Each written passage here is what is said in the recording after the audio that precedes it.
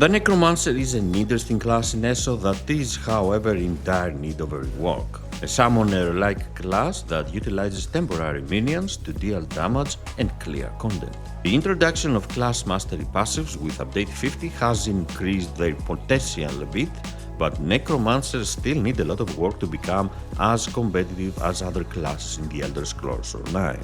In this video we will take a look at two pure class Necromancer DPS builds, one Magicka and one stamina based. The stamina DPS build relies on minions and the nothing wasted and cycle unending class mastery passives. Venom Skull is your spammable, while Blighted Blast Bones deals massive damage at the cost of a more complicated rotation. The Colossus ultimate deals damage but also applies major vulnerability to enemies. Dark Elf is the best race for this setup thanks to the boost it offers to damage and stamina. For your champion points, focus on Deadly Aim, Master at Arms, Wrathful Strikes and Thaumaturgy. Slivers of the Null Arca and Aegis Collar is the main armor combination of the build. Complement the setup with one piece of Slimecrow for the extra critical chance, the Harpooner's mythic set and the Maelstrom two-handed weapon back bar. Divines with max stamina on body, Bloodthirsty with weapon damage on jewels, dual charged daggers with flame and poison front bar, and infused with weapon damage back bar. Allocate all points to stamina, pick the Thief as your boon, use RTM takeaway broth as food, and Essence of weapon power as potions. The rotation is complicated, which makes the class harder to play. Cast your skills, attack with Venom Skull as your spammable, and recast your skills when necessary. Cast Blighted Blast Bones after every 2 skills for the best damage.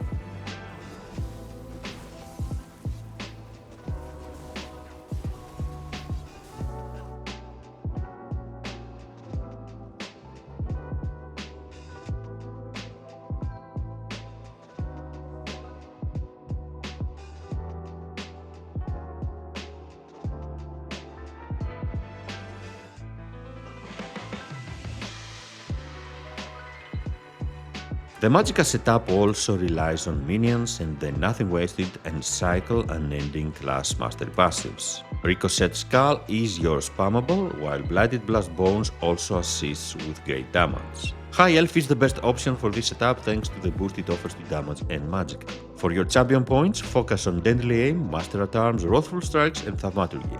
For your armor, wear Slivers of the Null Arca along with Aegis Collar, one piece of Slimecrow for the extra critical chance, the Harpooner's mythic set and the Maelstrom two-handed weapon back bar. Divines with max Magicka on body, Bloodthirsty with spell damage on jewels, dual charged daggers with flame and poison front bar, and infused with weapon damage back bar. Allocate all points to Magicka, pick the Thief as your boon, use Cloco Citrus Fillet as food, and Essence of Spell Power as potions. The rotation for the Magicka setup is also complicated since you need to cast Blighted Blast Bones after every 2 skills for the best damage. Cast your other skills, attack with Ricochet Skull as your spammable, and recast your skills when necessary.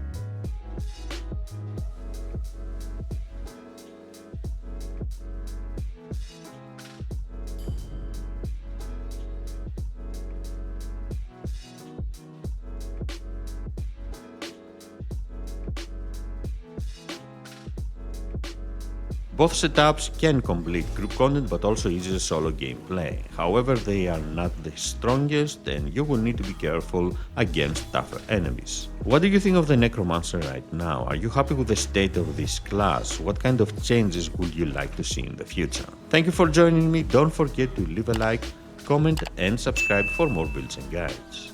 Have a great day.